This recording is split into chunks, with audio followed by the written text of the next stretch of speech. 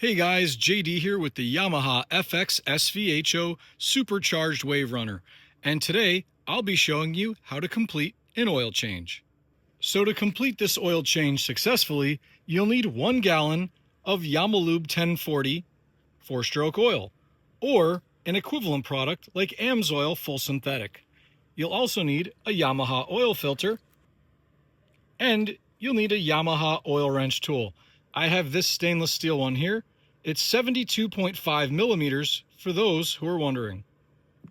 You'll also need a commercially available oil extractor like this one here from West Marine. There's a lot of debate about what oil you should run in your machine. Well, for this video, I'm showing you what's specified in the owner's manual. That way, no one will be concerned about voiding their warranty or damaging their machine. Yamaha recommends selecting an oil that meets API grade SG, SH, SJ, or SL. The weight of that oil, whether 10W30, 10W40, 20W40, or 20W50, will be heavily dependent upon the climate in which you operate your personal watercraft. After speaking with numerous individuals in the industry, as well as the Yamaha Oil and Petroleum Products Development Team, I'd like to recommend the Yamalube product, as that has been tested and proven safe for use in these machines. While I do prefer to run synthetic oil in my other machines, some individuals in the industry have claimed that running synthetic oil in supercharged Yamaha SVHO engines causes premature loss of clutch friction. I don't want anyone to experience these issues as the result of my recommendation, so therefore, for this video, I'll be demonstrating the oil change with the Yamalube brand product. So when does Yamaha recommend that you change the oil on your machine?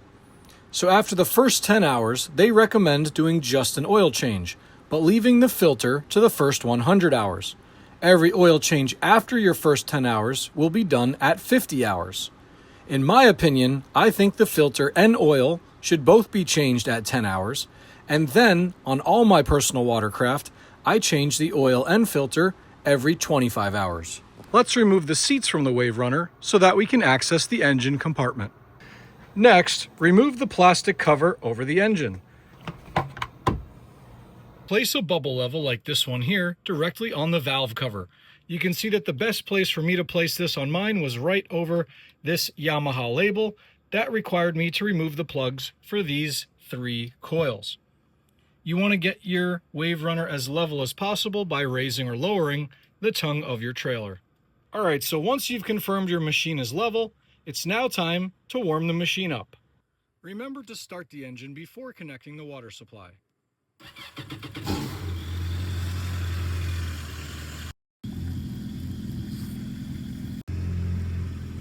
Warm the engine up for 5 minutes before completing your oil extraction. If you're in a colder climate, add an additional 5 minutes to your warm-up time.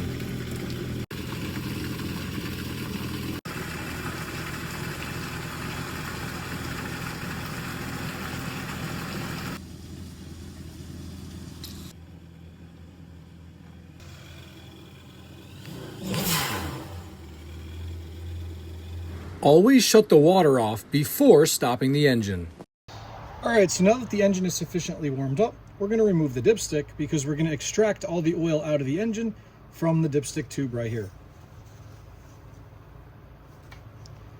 So you can see it's a little bit dirty there, but nothing crazy. The oil shouldn't be black. We're going to clean this off and we're going to set it aside right here.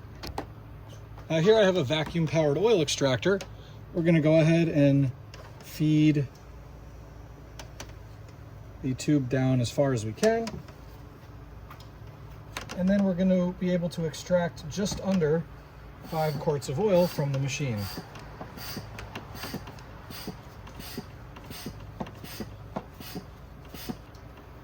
It helps to pop the oil fill cap here as well. You could leave it in there, you just want to pop it so that this oil can flow out a little easier. Alright, so you can see here we're at the end. Now feel free to tilt the tongue of your trailer down a little bit more if you want to try to get a little bit more oil out. you can see that I'm still got the extractor running here, and that some oil still is being extracted. It's probably as much as I'm gonna get. Oh, look at that. A little more. All right, so I wanted to get you guys a good shot of the oil filter. It's right there. Really easy to access on the Yamaha FX SVHO. So what I like to do with this is take a plastic bag,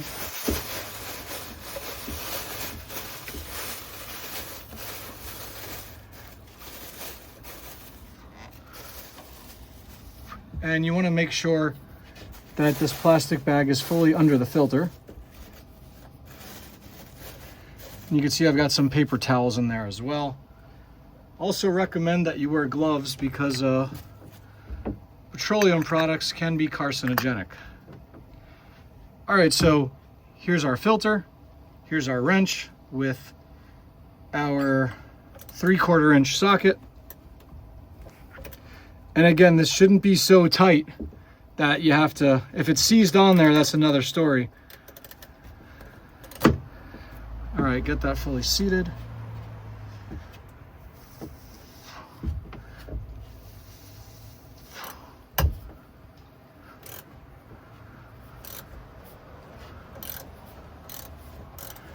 And you can see that I've got that mostly loosened. So then I like to remove the tool and do the rest of the way by hand. Now just remember that if you did warm your machine up, the oil is going to be hot, so you want to be careful.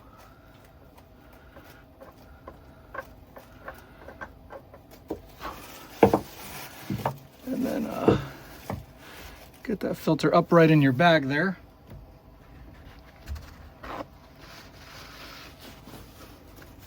And then of course, bag this up and remove the bag.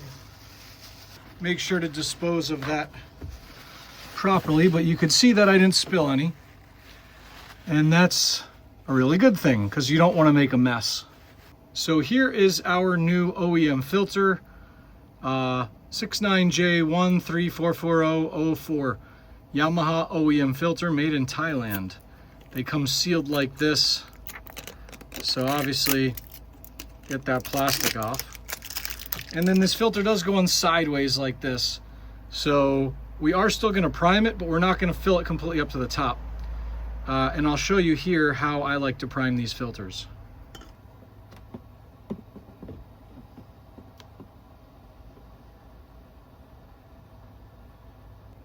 So what I like to do is pour what seems to be about half a quart in. You want to just prime that filter element in there. And that paper pleated element inside the filter here will absorb all that oil. We do want to get that primed up really nice before we install it. So then take your finger, make sure that this O-ring is really well lubricated. All right, and then what I like to do is have a paper towel beneath the filter here.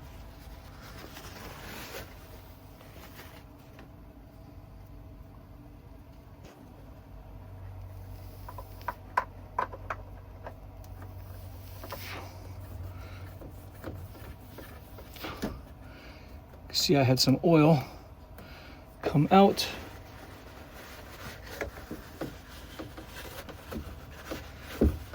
Most of that oil was captured by this paper towel here. Make sure to clean up any oil that gets in your bilge. Make sure the filter is torqued to 13 foot-pounds. Now, if you're stubborn and you don't want to use a torque wrench, then tighten the filter by hand as tight as you can get it. So basically by hand as tight as you could get it, and then like 1/8 of a turn with a wrench. And that is it. Do not over tighten these filters, especially if you ride in salt water, or you'll never get it off. All right, so once we've got our new filter installed, now it's time to add our fresh oil to the engine.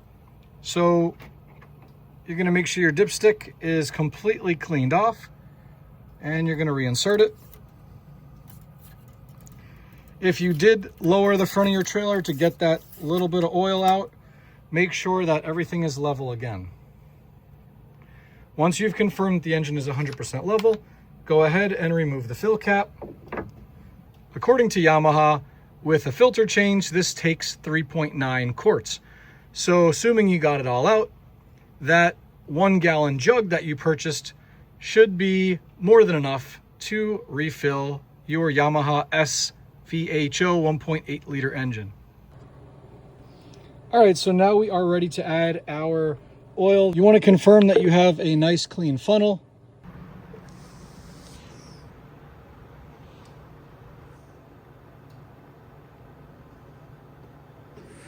Okay, so I've got a little bit of oil left in my jug here.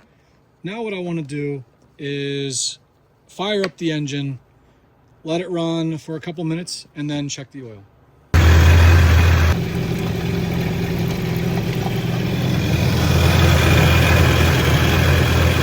All right, now shut the machine off. Now we're going to pull the dipstick.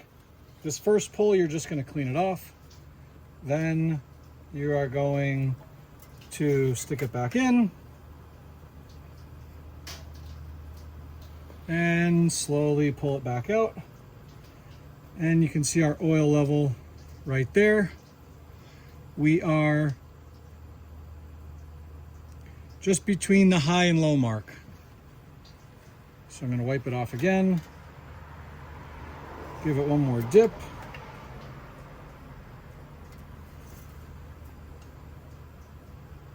And you can see we're right there just below the high mark. So in my book, that is perfect. I have found that if you overfill these engines, you will get excessive blow-by. Some people choose to run a catch can. I like to keep the PCV breather line intact. That's a debate for another time.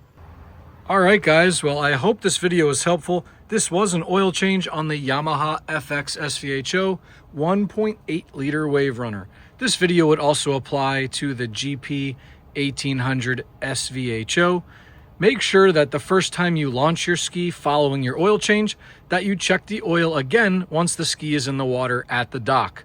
Warm the ski up and then check the oil a final time while the ski is in the water, just to make sure that everything is as it should be.